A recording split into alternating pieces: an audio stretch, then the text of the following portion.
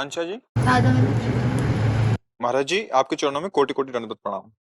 महाराज जी, भजन अच्छा हो इसके लिए उचित भोजन क्या होना चाहिए? इसका इतना चिंतन हो रहा है कि भजन ही छूट गया।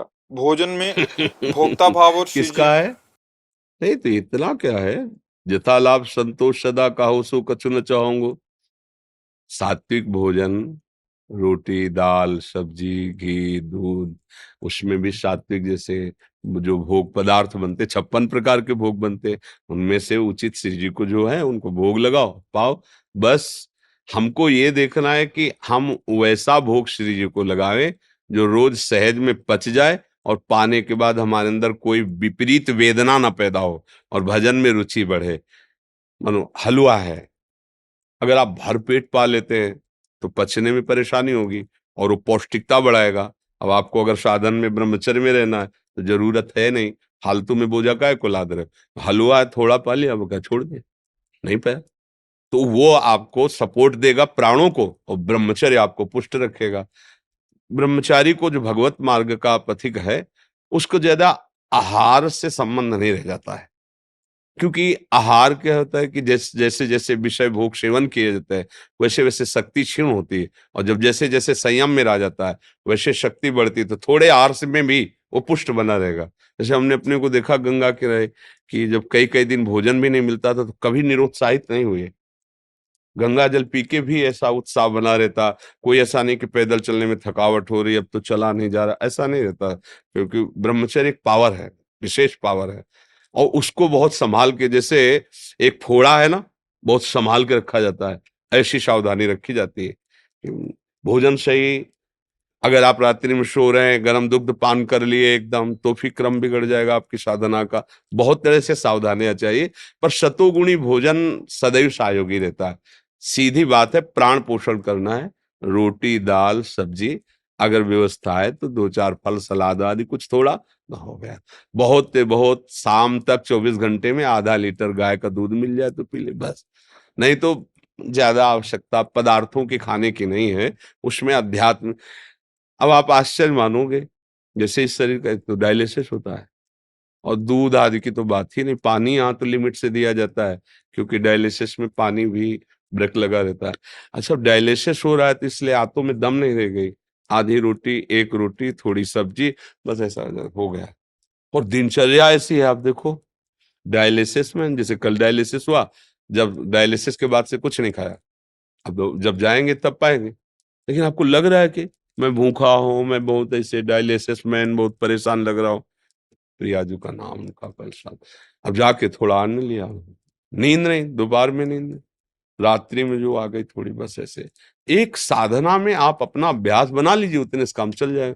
जैसे हमें कुछ ना मिले अभी से लेके शाम तक, तो कल के सत्संग को ऐसे नहीं सुनोगे, फिर राधा वल्लभ लाल की जय ऐसे नहीं सुनोगे वैसे ही दहाड़ करके वैसे ही। तो अब आहार के लिए जैसे जिभ्या है, ये मांगती महंगी पाऊं, पिज्जा पाऊं, बर्गर क्या कहते हैं ये सब है, बर्गर। हाँ हाँ, हम तो बर्गर बरगला दिया सबको अब ये चीजें साधना में तो ठीक है नहीं, अब ये बाजारू चीज गोलगप्पा ये वो सब ऐसी भजन में मन नहीं लगेगा। रजोगुण, चुपचाप अपने घर की रोटी दाल भोग लगाओ और पाओ।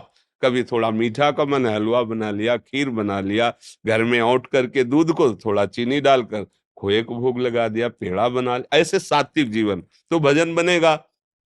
होटल से आ रहे हैं मन करके तो फिर रजोगुण चढ़ेगा, रजोगुण की भावनाएं आएंगी, और कहीं फिर गंदा आहार जहां बनता है वहां से भोजन, तब तो भजन में मन ही नहीं लगेगा। आहार का बहुत बड़ा प्रभाव होता है।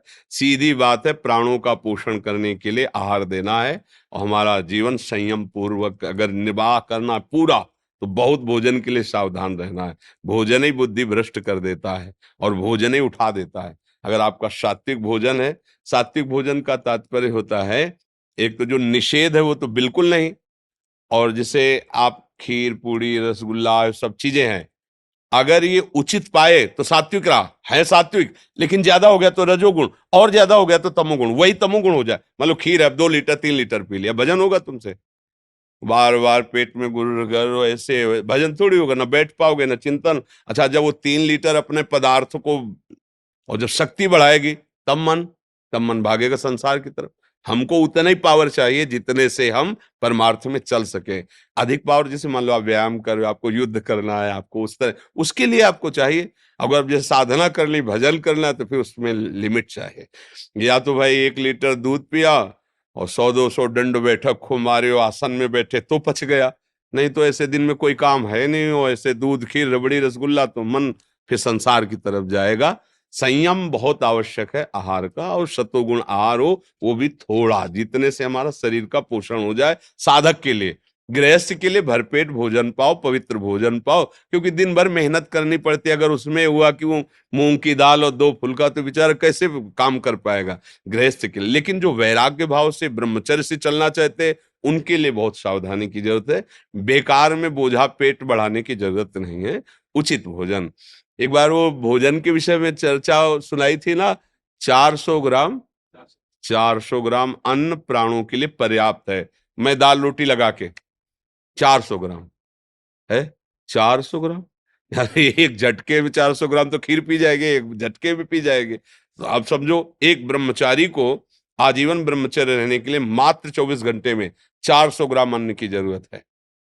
अगर उतना अन्न 400 ग्राम पहुंच गया, 2 विभाग करके 200-200 ग्राम, देखो तेजों में चेहरा रहेगा और भजन परायण रहोगे।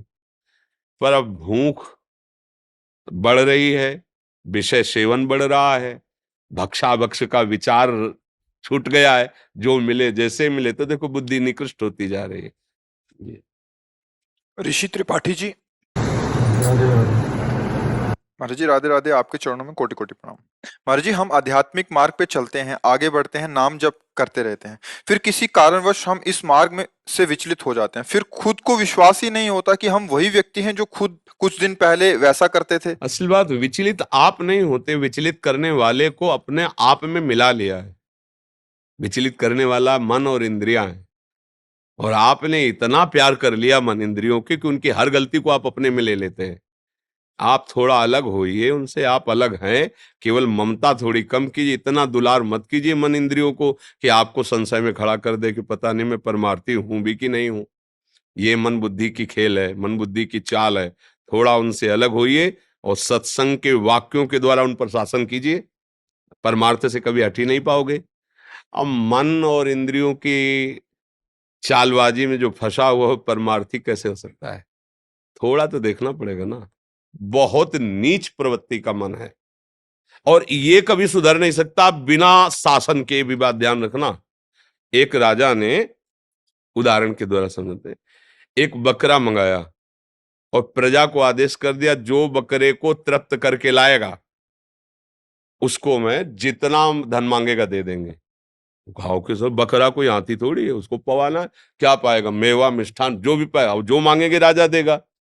सुबह से शाम तक खूब खवाया, खवा पिया के ले गए। राजा ने कहा आप तृप्त कर लाए? बोले देख लो महाराज। तो ऐसे थोड़ी हरी घास डाली, वो चुनने लगा। बोले तृप्त नहीं, देखो मुंह मार दिया। सब, एक विवेकी आदमी था, वो रोज आके देखता था राजा की हरकत और बकरे की हरकत। उसने कहा महाराज एक दिन के लिए हमें दे दो, तृप्त करके लाएंगे। सुबह से कुछ नहीं दिया, और घास रखता, और जहां मुंह मारने को होता तो हरी बांस की छड़ी थी, मारता पूरा मुंह से पीठ तक पूरी छड़ी। फिर घास डाला, फिर छड़ी। मतलब शाम तक ऐसा उसको हिसाब में ले आया कि घास नहीं, तुम चिरौंजी डाल दो, किसमिस डाल दो, देखेगा भी नहीं उसकी तरफ। और एक दाना नहीं खवाया कुछ, और ले गया। तो राजा ने कहा कि इसका तो पेट खाली। बोले आप परीक्षा लेते पवा के, तृप्ति की परीक्षा पेट देख के नहीं करते थे, आप तृप्ति की परीक्षा पवा के, आप पवाइए। बस बैठ गया सामने, बकरे की दृष्टि में दृष्टि, बकरा कहीं से सूंगा भी नहीं। महाराज सब डाल के देख ले, सूंगा ही नहीं, बस दृष्टि मिलाए रहा। वो 50 पा चुका था ना छड़ी, अब हिम्मत नहीं थी कि मुंह मार ले। बोले महाराज तृप्त हो गया ना? बोले तृप्त कैसे हुए? तो भूखा है। बोले भूखा जरूर, लेकिन मुंह नहीं मार सकता, क्योंकि हमने इसको दंड के द्वारा सुधारा है। ये मन दंड के द्वारा सुधरेगा। ये बकरे की तरह, चाहे जिसको आप जितना भोग दे दो, लेकिन जब भोग आएगा तो मुंह मारे बिना मानेगा नहीं। देखना इंद्रियों के न घोड़े भगे, रात दिन इनमें संयम के कोड़े लगे। सावधान, नहीं तो बाद में ये शिकायत कि हम परमार्थ पे चल नहीं पाते, मन हमको गिरा देता है। तुमको मन नहीं गिरा देता है, तुम मन का साथ करके गिर जाते हो। अगर तुम गिरना ना चाहो तो भला गिरा दे। देखो, जैसे कहा जाता है कि स्त्री के संग से मन में व्यथा आ जाती है, या पुरुष के संग से मन में काम व्यथा आ जाती है। हमारी सयानी सयानी बहनें हमारे साथ खेलती हैं, घर में रहती हैं, क्या काम सताता है क्या उनको देख के? क्यों? मेरी बहन है। कभी आया ही नहीं ऐसा भाव कि स्त्री है, दीदी है, बड़ी बहन है या छोटी बहन है, कभी ये भाव ही नहीं आता। पर दूसरी को देखकर भाव आ जाता है। क्यों? क्योंकि वो दूसरा भाव हो गया, वहां तुमने काम भाव आरोपित किया। नहीं, मन कभी ऐसे थोड़ी चलता है। चाहे जितना सयाना भाई हो, बहन गले से लगे, उसका मन में विकार आएगा क्या? नहीं आएगा। क्यों? भाव ही नहीं। भाव है मेरी बहन है, मेरा भैया है। मतलब आपने जब काम भाव के लिए छूट दी तो आपका मन गया। अगर आप काम भाव के लिए मन को छूट ना दे, पवित्र भाव रखे, तो पूरा चराचर जगत एक साथ बैठा हो तो भी विकार नहीं होगा। बात विवेक की है। आप देखो ना, वहां कोई काम विजयी थोड़ी है, लेकिन अपने माता बेटी बहनों के बीच में बैठकर कहीं उसकी काम वेदना जागृत होती है क्या? ऐसा अगर कोई बोल भी दे तो उसको लगेगा तुम ऐसा सोच कैसे लिए, ऐसा बोल कैसे दिए। लेकिन वो जितेंद्री नहीं है, वो कोई महात्मा नहीं है। एक भाव का फर्क है कि मेरी बेटी है, मेरी बहन है, मेरी माँ है। दोष भाव नहीं आया। तो अगर हम जगत में इसी भाव को और फैला लें, अपने घर से इसे और आगे बढ़ा लें, तो हमारे हृदय में मन को शासन करने वाली बात आ। लेकिन हम ऐसे नहीं है।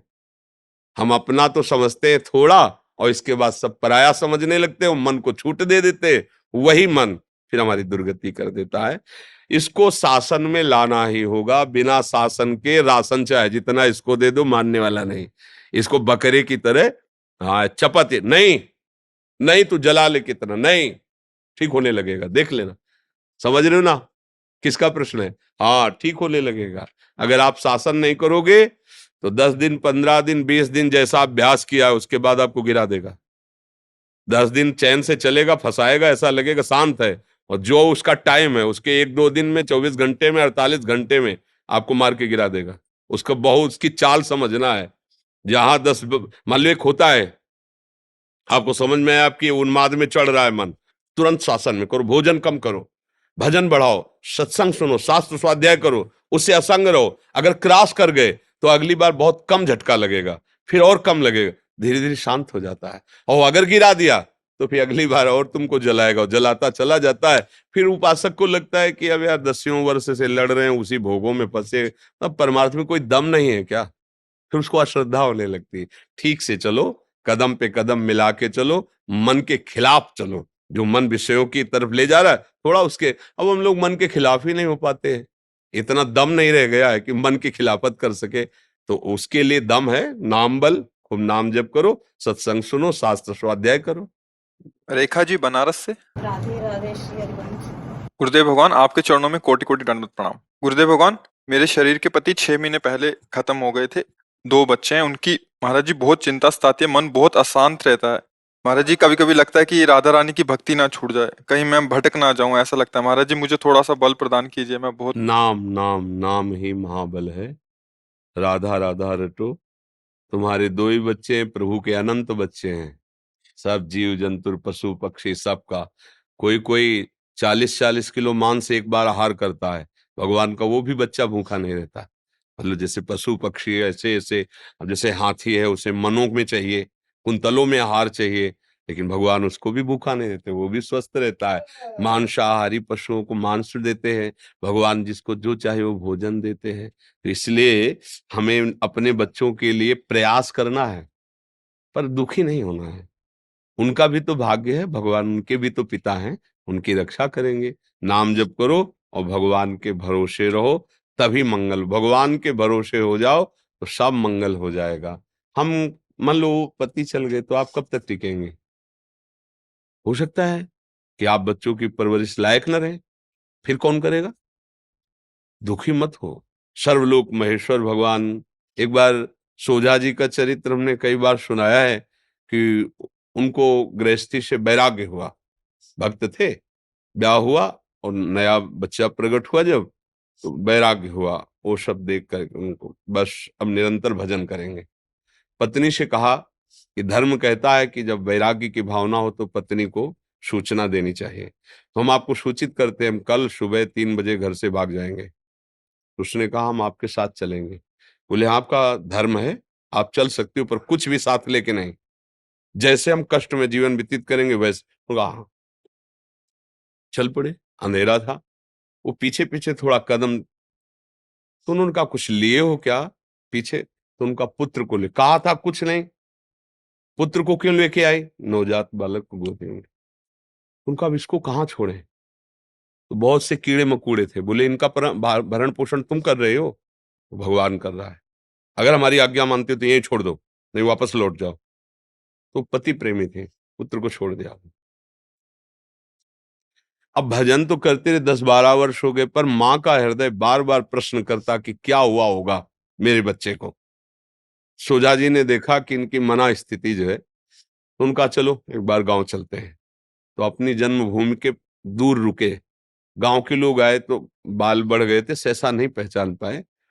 तो उन्होंने कहा कि तुम्हारे गांव में एक सोझा जी रहते थे, और जब वैराग्य से घर से निकले तो उनकी पत्नी पुत्र लेके निकली थी। तुम्हें पता है उस पुत्र का क्या हुआ? उनका हाँ हाँ, जेवी सोझा जी गए तो सोझा जी के मित्र थे राजा। उन्होंने अपने सैनिकों से खोज करवाई, तो जब खोज करवाई तो पुत्र मिल गया। तो उन्होंने कहा उनका नवजात शिशु है। तो बोले वो वैराग्य में इनको भी छोड़ के चले गए, अब हमारे तो पुत्र है नहीं, तो सोजा जी का पुत्र हम अपना पुत्र मान लेते। बोले वो युवराज है, 12 वर्ष का है युवराज। बोले अच्छा तो मान। पत्नी इसका समझे, अगर हम रहते तो उसे ये नहीं बना पाते। भगवान के सारे छोड़ दिया। वो निकले और सैनिक आ गए उठा के, राजकुमार पदवी पे अर्थात आगे चलकर राजा बनेगा। भगवान के भरोसे हो जाओ, वो अनंत ब्रह्मांडों का भरण पोषण कर। हम लोग तो जीव हैं, अपने लोग थोड़ा अज्ञान से युक्त है कि हम नहीं कमाएंगे तो कैसे चलेगा, हमेशा नहीं। अरे भगवान सबका भरण पोषण करते हैं, उन पशु पक्षियों का करते हैं। देखो जिनके इतने बड़े बड़े पेट हैं, आहार हैं, और कितने सुंदर सुंदर पक्षी है। अपने लोग तो वो सब लगा लोगों के गाल चिकने करते हैं, वो पेस्टो वेस्टो जैसा आता है, क्या कहते हैं उसे, क्रीम व्रीम ऐसे लगा के। और पशुओं को, पक्षियों को देखो एकदम ऐसे नीला लाल, ऐसे कितने रंग बिरंगे पक्षी, कैसा भगवान श्रृंगार किए हुए। भगवान के भरोसे रहो, भगवान का आश्रय ले लो, सुखी हो जाओगे। बात अंदर से मान लो, ये दुख नहीं होगा। हम लोग कब तक ये नाशवान शरीर है। मान लो अभी आपका, फिर बच्चों का क्या होगा? आप निश्चिंत रहो, वो भगवान है। वो आज तक कभी ऐसा नहीं हुआ, वो अनाथों का नाथ है। आप जितना सुख नहीं पहुंचा सकते उतना वो सुख पहुंचाते हैं। और जब तक अहंकार रहता है तब तक लगता है कि मैं कर रहा हूं, जब अहंकार गलित हो जाता है तो दिखाई देता है कि वही विश्व ब्रह्मांड में उसी का सारा खेल चल रहा है। केवल हम अज्ञान से समझते हैं कि अगर हम अपने परिवार का भरण पोषण न करें तो परिवार मर जाएगा, लेकिन जब वो मर जाता है तो अच्छे से परिवार का भरण पोषण होता है। थोड़े दिन शोक रहता है, फिर वैसे ही सब। तो इसलिए सावधान रहो, नाम जप करो, भगवद आश्रित रहो। भगवान सबका भरण पोषण करते हैं, तुम्हारे बच्चे का भी भरण पोषण वही करेंगे। अंतरा जी, राधे राधे। राधे राधे महाराज जी, आपके चरणों में कोटि कोटि प्रणाम। महाराज जी, हम भक्ति मार्ग में चलने की कोशिश कर रहे हैं श्री जी की कृपा से। महाराज जी, भजन क्या है? भजन का स्वरूप क्या है? भजन हो रहा है कैसे पता चलेगा? अगर भजन हो रहा है तो उन्नति हो रही है तो कैसे पता लगेगा? भजन, भजन का स्वरूप है तदर्पिता अखिलाचारिता तद्स्मरणेन परम व्याकुलते।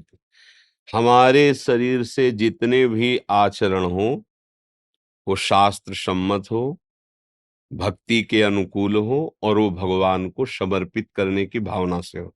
और हर समय हम प्रभु का नाम चिंतन कर रहे हैं, कभी नाम कीर्तन कर रहे हैं, कभी हम उनकी कथा सुन रहे हैं, कभी हम उनकी कथा गा रहे हैं, कभी उनकी सेवा में हैं, कभी व्यवहार में है। तो व्यवहार के जितने भी कर्म हैं वो सब प्रभु को समर्पित कर दें।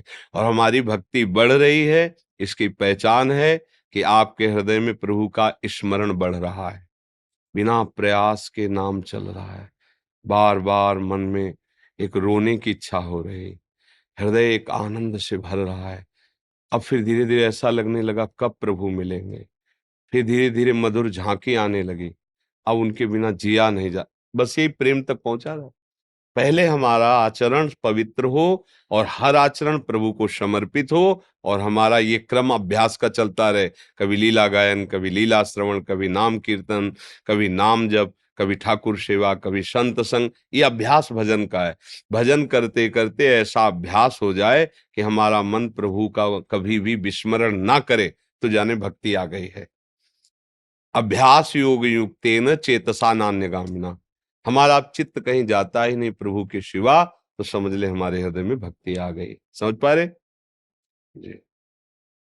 महर्षि, पहले अज्ञानतावश आपने हाथ में ना जय श्री राम जी का टैटू बना लिया था महाराज जी।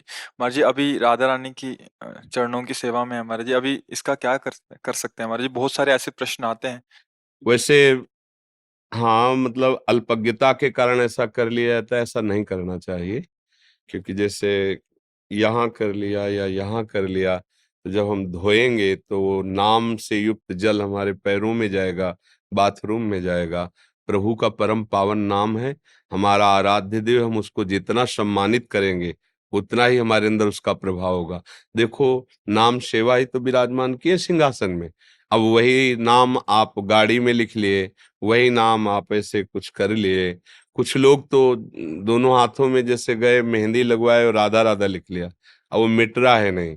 अब इन्हीं हाथों से आप शौच क्रिया पवित्रता करेंगे तो कितना अपराध बनता है, पर अज्ञान के कारण समझ में नहीं आता। अब जो हो गया सो हो गया। अब लो नशानी अब ना नशे हो, अब सावधान हो जाओ। अब जो हो गया है सो हो गया है, तो भाव से चलो। वैसे किसी को भी जैसे नाम लिखा हुआ दुपट्टा है तो ओढ़ ली, पर उसको अपने बाथरूम में नहीं धोएंगे। जब धोएंगे तो गंगा या यमुना में धोएंगे। जैसे लोग है ना, राधा नाम ऐसे छपा हुआ, ऐसे शर्ट आदि ऐसे पहन लेते हैं, उसकी महिमा नहीं जानते। गाड़ी में लिख लिए श्री हरिवंश राधा राधा, और पानी मारा और सब पैरों के नीचे जाए। ये वही नाम है जो हमें भगवत प्राप्ति कराएगा। ये वही नाम है जो हमारे अंदर के हृदय गुफा में विराजमान। हम ऐसे अगर भक्ति मान लो पीछे उसके लिख दिया राधा, अब ऐसे पैर करके मोटरसाइकिल में चढ़ रहे हैं, पूरा पैर उस राधा, तो कहाँ ज्ञान है, कहाँ विवेक है? बहुत सावधान। हम मतलब नाम को जितना आदर करेंगे, जितना प्यार करेंगे, उतना ही नाम हमारे हृदय में प्रकाशित होगा। और साधारण सी अपनी बिक्री के लिए हमारा व्यापार बढ़े, उसमें नाम लिख दिया, भगवान नाम लिख दिया, और किया खाया फेंक दिया। अब वो नाम लिखा हुआ पड़ा है, अब हमारे आराध्य देव के नाम है, उनमें पैर पड़ रहा है, अनजाने में सब सुकृत नष्ट हो रहे हैं। तो ऐसे बहुत बड़ी हानि होती है।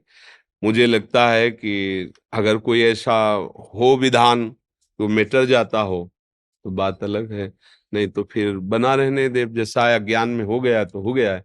भजन करो, भजन के अंदर ही अंदर नाम को छापो। अंदर ये गाड़ी में लिखना, इससे कोई भक्ति थोड़ी कहलाओगे। मान लो गाड़ी में आपने जय श्री राधे, इससे भक्त कहलाओगे? भक्त तो यहाँ से होगा। गाड़ी में जय श्री राधे लिखो, तुम्हारे हृदय में विषय चल रहा है तो क्या होगा? क्या होगा? ऐसा नहीं। बहुत सावधानी। हमारा आराध्य, जैसे हमसे कोई कभी कहे ना कैसे लिखो, तो हमारे हाथ कांप जाते हैं। हम जीवन में कभी भी तुम्हें बात लिखनी है तो लिख देंगे आप ऐसे से ऐसा कीजिए। ये नहीं लिखेंगे जय श्री राधे राधा वल्लभ लाल, ये कुछ नहीं लिखेंगे। बिल्कुल नहीं, सीधे शब्द लिख देंगे आपको ऐसा करना है। जैसे कभी मौन रहे, सीधे ऐसे लिख दिया। क्योंकि अगर हम कागज में लिख दिया राधा और वो जाके किसी के पैर के नीचे पड़ा, तो हम जिसकी आराधना करते आराध्य देव का अपराध बन जाएगा। नहीं, ऐसा नाम इतना कि मतलब नामी भी दूसरे नंबर पर, पहले पे नाम, क्योंकि उसी के द्वारा तो नामी तो बैठा हुआ है हृदय में, कहाँ कुछ हुआ, लेकिन जब नाम आया तब चमत्कार प्रकट हो गया, तब हृदय में आनंद की धारा प्रकट हो गई। तो ऐसे कोई लौकिक थोड़ी है कि अपने प्रेमी का नाम लिख लिया। ऐसे अपने प्रेमी का नाम हृदय गुफा में छुपा के रखा जाता है। ये हमारा भगवत मार्ग है। तो ये ऐसे छपवाना वैसे सब करना हमें लगता है, हमारी राय में नहीं करना चाहिए, क्योंकि नाम का अपमान होता है। और नाम का अपमान करेंगे तो सहारा हम किसका लिए, हम किसके सहारे चलेंगे? हमारा नाम आराध्य देव है, इसलिए सावधान है। आज कुछ भक्तों ने आपके श्रीमुख से नाम चाहा है। हम तो राधा वल्लभ श्री हरिवंश राधा राधा रटते हैं। आप लोगों को जो प्रिय हो खूब नाम जप करो। नाम ही सबका मंगल करता है। जितना नाम जपोगे उतने ही महान होते चले जाओगे। जैसे आपके पास जेब में वो कार्ड होते हैं ना पैसा वाले, तो आप कहीं भी निर्भय चले जाते हैं, डाला पैसा निकाला। ऐसे किसी भी लोकांतर में आपके पास नाम है ना, राधा राधा राधा, हर जगह आपको विजय दिलाएगा। आपके पास नाम है। नाम नहीं है तो यहाँ का जो कुछ है सब यही है। बहुत यश है, बहुत कीर्ति, शरीर छूटा तो क्या पास रह गया? खत्म खेल। बहुत पढ़े लिखे हो, बहुत पीएचडी की है, जब शरीर पूरा हुआ अगर फिर मनुष्य जन्म, तो ककारा फिर पढ़ो। और अगर 100 बार राधा नाम लिया है ना, और अगर अगला जन्म होगा तो 101 के ऊपर चलोगे, 99 नहीं होगा। वो वैसे ही का वैसा सच्चिदानंद है ना, वो आपको बढ़ाता चला जाएगा इससे नाम का।